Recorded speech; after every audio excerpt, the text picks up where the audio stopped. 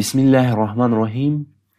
نن په HTML کې دوه اټریبیوټونه وایو، یو په نوم د کلاس ته او بل په نوم د ID. کله چې د CSS یو فریم ورک ته ورسیږو په نوم د بوټسټراپ، په هغې کې چې د بوټسټراپ هر شو ته چې ډیزاین ورکوي، شیپ ورکوي، د کلاس د اټریبیوټ نه به استفاده ورته کوي، د هغه د په واسطه به ورکوي. نو موږ او تاسو وایو چې کلاس څه ده او ID څه ده. دوستانو، د کلاس او ID ترمنځ تفاوت ډېر زیات ده. ID خپله یونیک شی ده، یو واحد شی ده. که چېرته موږ او تاسو نظر واچوو د کانکور ID ته، د کانکور ID د هر یو شاګرد چې ده واحده ده، یعنې یونیک ده. د یو شاګرد ID د بل سره ډېر تفاوت لري. هیڅ داسې شاګرد نشته چې د دواړو ID یو شی وي. او د کلاس ترمنځ هم تفاوتونه شته دي. اوس به زه په یو مثال کې تاسو ته دلته وړاندې کړم. دلته راځو، زما د تذکرې ID تاسو ته ښیم. دغه چې ده زما د تذکرې ID ده. که چېرته تاسو وګورئ، دغه د تذکرې ID چې ده دا فقط او فقط زما ده. په افغانستان کې بل هېڅوک داسې نشته ده چې د دغه ID په شان باندې ID ولري. دا ID چې ده واحده ده. نو ID دې ته وایي چې هغه واحده وي، د بل چا په هغې شکل باندې نه وي. د دې مثال لکه افغانستان ده. افغانستان یو نوم ده، واحد ده. کابل ده، کابل یو نوم ده، واحد ده. نو دې ته وایي ID. او کلاس څه ته وایي؟ کلاس هغه نوم ته ویل کېږي چې کولی شي څو دانې شیان هغه ولري. په دې کې زه مثال درکوم لکه پښتون. پښتون چې ده زمونږ قوم ده. دا پښتون کولی شي چې زومه، دا پښتون کولی شي چې یو زمونږ ورور د ننګرهار څخه وي، زمونږ ورور د کابل څخه وي، زمونږ ورور د پروان څخه وي، د لوګر څخه وي، د غزني څخه وي، د قندوز څخه وي، د هر ځای څخه کولی شي چې پښتون وي. نو دې ته وایي کلاس. دا په څو اشخاصو، په څو خلکو پورې مربوط ده. یو شخص کولی شي چې څو کلاسونه ولري. اوس زه مثال دلته درکومه. زه خپله یو بل کلاس لرم په نوم د وردګ. اوس زیاترینه اشخاص نشي کېدلی چې وردګ وي، لکه د لوګر خلک، د نورو ساحو خلک نشي کېدلی چې وردګ وي. په دې کې زه اوس تاسو ته ښه مثال درکومه. که چېرته موږ یو شخص غواړو، وایو چې هغه څوک د ماته انتخاب شي چې د هغې قوم پښتون وي او اصلیت یې وردګ وي، هغه د ماته راشي کابل ته. نو کولی شي په دې کې بیا په دې جمله کې یو زه هم راځم. اوس به دا په پریکټیکل شکل باندې کار کوو. بېرته راځو دغلته د کلاس نه زه څه کانسپټ ته وایم. دوستانو، کلاس خو مو وپېژندلو. کلاس هغه یو اټریبیوټ ده چې موږ کولی شو د یوه یا د یوه څخه د زیاتو نومونو لپاره استفاده کړو. او د کلاس سلیکټور چې ده په CSS کې همیشه د نقطې په واسطه باندې ښودلی کېږي. د نقطې په واسطه باندې هغه ته اشاره کېږي، کلاس ته، چې دا به اوس په عملي شکل باندې کاروو. او همچنان دوستانو، دغه د کلاس اټریبیوټ چې ده دا په هر الیمنټ کې استفاده کېږي. د دې نه مطلب دا ده، دا کولی شي د ایمیج په ټک کې استفاده کړئ، د A په ټک کې استفاده کړئ، د پاراګراف په ټک کې استفاده کړئ، په هر یو کې کولی شئ. او بل دا چې د کلاس نیم چې ده کیس سنسیټیو ده، دا حساس ده. که چېرته دلته تاسو سیټي ولرئ، د سی اول چې دا کوچنی ده، په هغې بل ځای کې که د دې سی لویه ولیکې نو دا بیا کار نه کوي. نو دا ته کیس سنسیټیو وایي، حساس وایي. او یو کلاس کولی شي چې ملټیپل یا ملټیپل کلاسونه ولري، څو دانې کلاسونه ولري. د دې مثال به په دغه ځای کې ما ورکړی ده. اوس دغه یو کلاس ده په نوم د یو ټګ ده په نوم د لندن، چې په دې کې موږ دوه دانې کلاسونه معرفي کړي دي. یو ده په نوم د سیټي چې دا سیټي ټولې دي، او بل ده په نوم د مین چې مین یې اصلي ته وایي. او د دې نه وروسته ID لرو.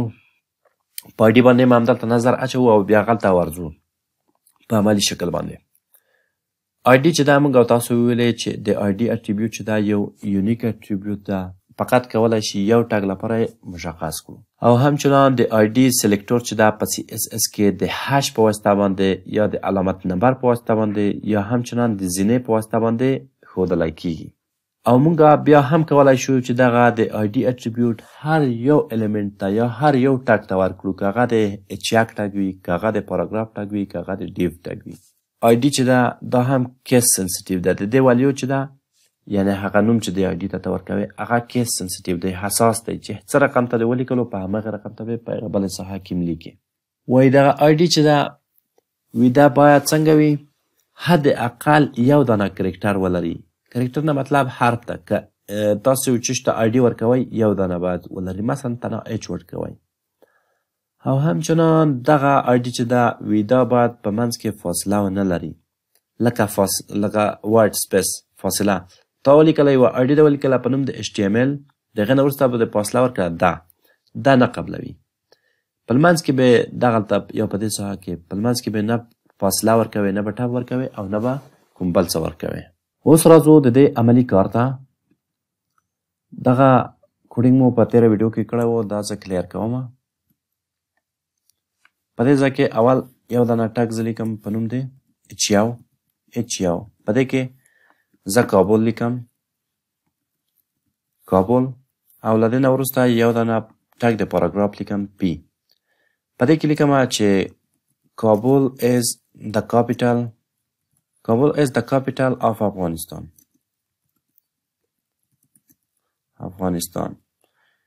یو دانه پاراګراف شو. صرف په دې شکل به موږ ته وښودلی شي. د دې نه وروسته دوستانو زه یو بل ټګ هم لیکم په نوم د اچ یو. په دې کې لیکم قندوز. د دې نه هم کاپي راخلم چې وخت ضایع نه شي، په دې خاطر باندې په دې ځای کې لیکم کنټرول وي. یو بل ټګ هم راځم لیکم په نوم دی، بل ټګ به په نوم د اچ یو ولیکم او په دې کې به همچنان ولیکم لوګار. سیف په دې شکل به موږ ته وښودلی شي. دغه چې کوم ده دلته ښکاره شو. لوګار ده دا کاپي کوم او دلته یې پیسټ کوم. له دې نه وروسته یو بل ټګ هم لیکم په نوم دی او په دې کې همچنان لیکم تخار. سیف کوم، د دې معلومات هم راغلم دلته یې پیسټ کوم. وګورئ ملګرو، موږ د اچ یو ټګ لرو، څو دانې دي، او د هغې نه وروسته د پي ټګ لرو. اوس زه په دې کې وایم د سی اس اس په واسطه باندې دلته زه انتخابوم. د هیډ په سیکشن کې موږ یو دانه ټګ لرو په نوم د سټایل. په دې کې دننه اوس وایم دې ته بعد اوس موږ مجبور یو دې ته اوس کلاسونه ورکړو. اوس دې ته زه کلاس ورکوم. کلاس مساوي ده په نوم دی سی ټي. دې ته زه نوم ورکوم سی ټي. صحیح شو؟ دا چې شو یو دانه شو. دغه د اچ یو ټګ ده، په سټار ټګ کې به دغه اټریبیوټ ورکوئ. په دې کې زه ورته لیکم چې یو بل کلاس هم لرو، د دې نوم همچنان زه ورکوم سی ټي. لوګار ته نه ورکوم، تخار ته راځم. په دې کې هم لیکم چې یو بل کلاس ته په نوم دی سی ټي. ګورئ دوستانو، زمونږ کابل، کندوز او تخار ته مو کلاس ورکړلو په نوم دی سی ټي. اوس کولی شم دا ټول انتخاب کړم. مونږ ویلي وو چې په سی اس اس کې سلیکټور چې دا نقطه ده، کلاس ته هم چې کله اشاره کوله نقطه پرېږدئ. وایو چې هغه کلاس چې نوم یې سی ټي ده هغه دې مونږ ته انتخاب شي. اوس ورته وایو چې د هغې بکګراوند کالر دې مونږ ته یو رنګ واخلي په نوم دی اورنج. که چېرته سیف کړو، وګوره کوم کلاس چې مونږ لرلو هماغو رنګ چینج کړو. له هغې نه وروسته ورته وایو چې خپله د دغه ټکسټ کالر دی همچنان مونږ ته چینج شي، وایټ شي. وایټ په دې شکل به مونږ ته وښودلی شي. تاسو کولی شئ چې هر یو د دې په واسطه باندې انتخاب کړئ. دغه لوګار چې کوم ده دې ته هم زه کلاس ورکوم، نوم د دې هم سی ټي نیسم. که چېرته مو سی ټي ونیو دا به ټول سلیکټ شي، انتخاب به شي. نو دا چې دا د کلاس نه مطلب ده. او بل مونږ ویلي وو چې کلاس کولی شي د یو څخه زیات، د کلاس اټریبیوټ کولی شي د یو څخه زیات کلاسونه ولري. اوس کابل ده، په کابل کې مونږ ویلي دي یو نوم یې چې ده د کلاس، یا والیو چې ده سی ټي ده. د دې نه وروسته یو بل نوم هم پرېږدم، په دې باندې ږدم مین اصلي. دا چې دا په اصل کې مونږ دوه نومونه ورکړل، یو سی ټي ده، یو چې دا مین ده فقط فاصله به ورکوئ په منځ کې. دوستانو مونږ ویلي چې دا کیس سنسټیو هم دي. که چېرته اوس زه دغه کلاس د سټي د دغه حرف زه لوی ولیکمه نو بیا به کار نه کوي. وګورئ بیا کار نه کوي. دا چې دی کیس سنسټیو دی، حساس دی. د دې نه وروسته زه په دغه باندې یو بل ډیزاین لګومه، ورته وایم دلته راځم هغه کلاس نقطه چې نوم یې مین ده اصلي که نه، ځکه دلته ما نوم ورکړی ده مین، چې نوم یې مین ده هغې ته څه شی ورکړه؟ هغې ته بارډر ورکړه. یو دانه بارډر ورکړه چې څونه وي؟ چې 3 پکسله وي، ډاټیډ وي، او همچنان رنګ یې چې وي ګرین وي، ګرین یلو وي. که چېرته دا صف کم تنها به همدغه موږ ته ډیزاین واخلي. که تاسو ته صحیح نه معلومیږي دغه به زه لږ لوی کړمه، 7 پکسله به کړم، په دې شکل به ښکاره شي. ورته وایم چې همدغه کلاس چې ده دې ته پډینګ هم ورکړه. پډینګ ورته ورکړه 20 پکسله، دا به 20 پکسله پډینګ واخلي. نو تاسو کولی شئ چې د یو کلاس لپاره څو نمونه انتخاب کړئ. د دې نه مطلب کلاس و. اوس راځم په همدغه مثال کې زه تاسو ته آیډي هم ښیمه. مونږ یو دانه پاراګرافونه لرو، ډېر پاراګرافونه لرو. په دې کې زه آخري پاراګراف ته راځم، په دې کې ورته وایم چې د دغه پاراګراف ته زه آیډي ورکوم، خپله نوم د آیډي به ولیکئ، له هغه نه وروسته به مساوي او ډبل کوډیشن یا سنګل کوډیشن به ولیکئ. په دې کې به ورته وایم چې د دغه آیډي نوم زه ورته لیکمه تخار. د دې نوم د دې آیډي نوم ما تخار ورته ولیکلو. صحیح شو. اوس راځم ورته وایم مونږ ویلي وو چې په سی اس اس کې کله آیډي ته اشاره کوله د هش یا د زینې په واسطه باندې اشاره ورته کوو. ورته وایو چې هغه آیډي چې نوم یې تخار ده هغه ما ته انتخاب کړه. اوس ورته وایم د دغه نوم اصلا کې تخار ده، د دغه آیډي. اوس ورته وایم چې دې ته بکګراوند کالر ورکړه چې راته معلوم شي. بکګراوند کالر دې ته ورکړه ریډ، یو سور رنګ ورکړه چې تیز وي موږ ته معلوم شي. وګورئ دلته به موږ ته معلوم شي. آیډي په دې شکل باندې ورکول کېږي. کولی شئ دغه آیډي تاسو نورو ته هم ورکړئ. دې ته مې آیډي ورکړله په نوم د تخار، دې ته زه آیډي ورکوم په نوم د کندوز، دې ته مې چې کله آیډي ورکړه په نوم د کندوز یې ورکوم، یا تنها د که په نوم باندې آیډي ورکوم. راځم دلته ورته وایم هغه آیډي چې نوم یې که ده دا د دې بکګراوند کالر موږ ته چینج کړه. دغه که وګورئ دا کیس سنسټیو ده. که چېرته دا زه لویه ورکړمه غټه مې ولیکله اوس به کار نه کوي. که چېرته اوس زه د دې بکګراوند کالر چینج کړم، د دې بکګراوند کالر ټوماټو کړم، سیف کار به نه کوي. که چېرته پس د دې آیډي زه صحیح کړم دا به کار وکړي. نو دوستانو آیډي چې دا یونیک ده، تاسو کولی شئ چې د آیډي په واسطه باندې څو دانې انتخاب کړئ. اوس د دغه آیډي چې ده که ده، د دې نه زه کاپي اخلم، کنټرول سی، راځم په دې پاراګراف کې هم ورته لیکمه کنټرول وي، په دې پاراګراف کې هم ورته لیکمه کنټرول وي. دا چې دا کار کوي ګورئ کار یې وکولو، کار کوي. خو آیډي چې دا یونیک ده هغه د قوانینو نه سرغړونه کیږي چې آیډي به همیشه تاسو د یو ټاګ یا د یو الیمنټ لپاره ورکوئ. کلاس ته د کلاس نه به تاسو استفاده کوئ، ګروپ بندي شکل به کاروئ، او آیډي چې دا فقط د یو لپاره به ورکوئ. نو مونږ دوستانو په تیرو ویډیوګانو کې په تیرو درسونو کې ویلي وو چې څنګه مونږ بک مارک وکوو د یوې صفحې نه بلې صفحې ته د دې په واسطه باندې راشو، د آیډي په واسطه باندې هغه مونږ کولی شوی. همدې شکل باندې دلته مونږ مثال راوړی وو.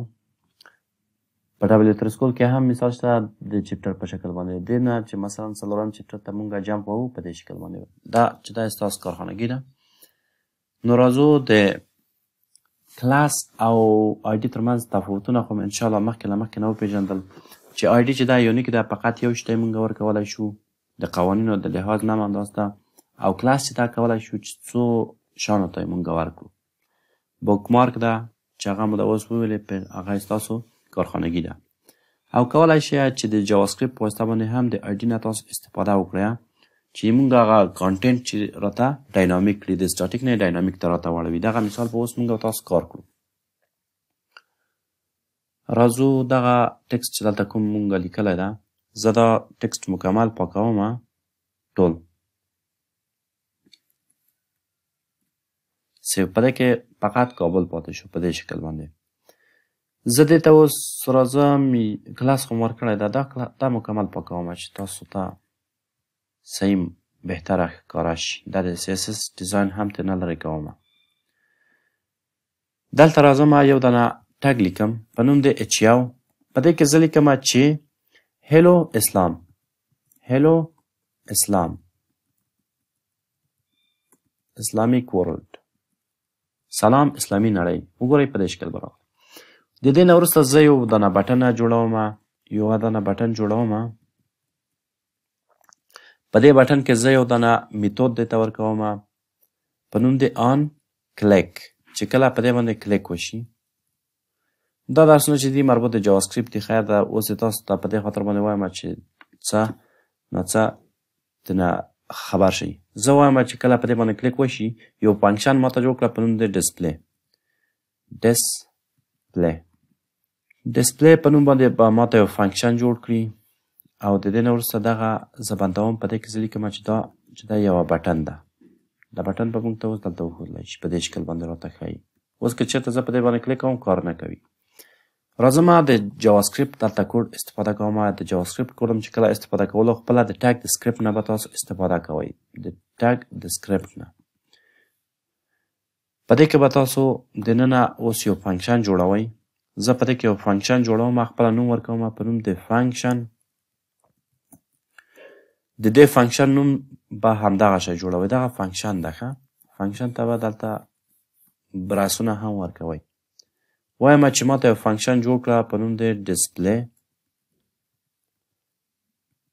دغه فنکشن چې ده اختیاري ده ما جوړ کړلو ښه ورته وایم چې یو فنکشن ماته جوړ کړه په نوم د ډسپلی د دې نه وروسته په دې کې زه کوډینګ کوم ورته وایم چې ډاکومنټ ډاټ ګیټ که ماته راواخله ماته element get که ماته element by id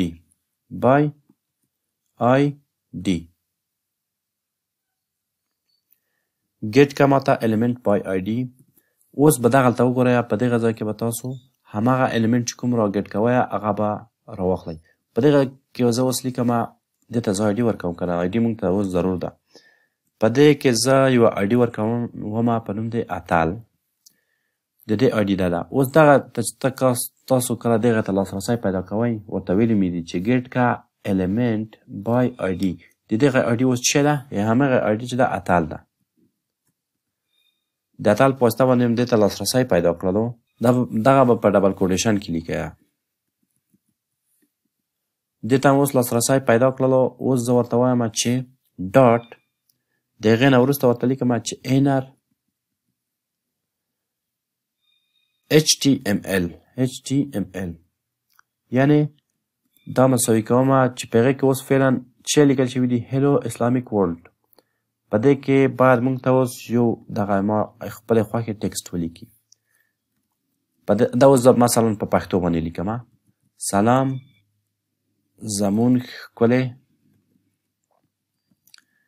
اسلامي نړۍ صحیح شو په دې شکل باندې به دا موږ ته وښودلی شي سیمي کالم به د دې نه وروسته ورکړي او دا به خلاص شي سیو بکم فعلا وګورئ ملګرو څه تفاوت یې نه ده کړی زه که چېرته په دغې باندې کلیک ریفریش کړم که چېرته په دې باندې کلیک وکړم زمونږ به دغه ټکسټ چینجېږي ډاینامیک شکل چې کلیک وکړئ دا به چینج شي بېرته ریفریش کوم په اول کې به موږ ته په دې شکل باندې ښکارېږي زه دا تاسو ته لږ زوم ان کړم هیلو ورلډ په دغه بټن باندې چې زه کله کلیک وکړم هغه ټکسټ چې کوم ده هغه به موږ ته چینج کېږي سلام زمونږ ښکلې اسلامي نړۍ نو دا و دوستانو زمونږ او د تاسو د نن ورځې درس الله دې وکړي چې خوښ شوی مې وي دغه د جاواسکریپټ درس چې دا به په راتلونکي کې موږ او تاسو وایو انشاءالله زمونږ نورې ویډیوګانې وګورئ په هغې کې به د جاواسکریپټ کوډونه وګورئ په هغې کې به د جاواسکریپټ ویډیوګانې وګورئ او د جاواسکریپټ فریم ورک به زده کړئ انشاءالله الله مو مل شه